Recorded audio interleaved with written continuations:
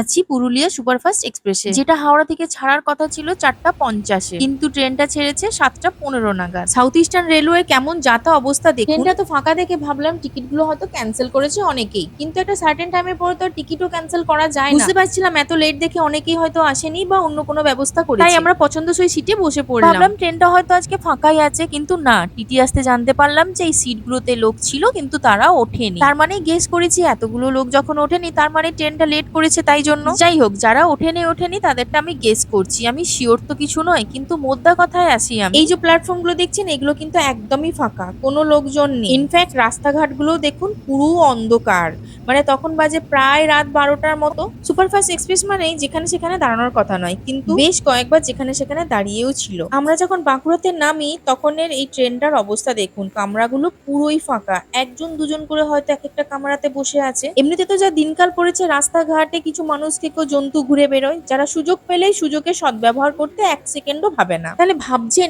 এই রাতের মধ্যে এই খালি ট্রেনে আসা কতটা ভয় লাগতে পারে, কতটা বিপজ্জনক হতে পারে। হয়তো কেউ এমন অসুবিধায় পড়ে বাধ্য হয়ে এই ট্রেনে আসছে, কিন্তু এত রাত হওয়ার কারণে একাই থাকতে হয়েছে ট্রেনে। স্টেশনে নামার পরে যে গাড়ি পাবে তারও কোনো ঠিক ঠিকানা নেই। এটা বাঁকুড়া স্টেশন, তাই বেশ কিছু জন এখানে নেমেছিল, তাই মনে হচ্ছে অনেকেই আছে, কিন্তু অনেকেই ছিল না।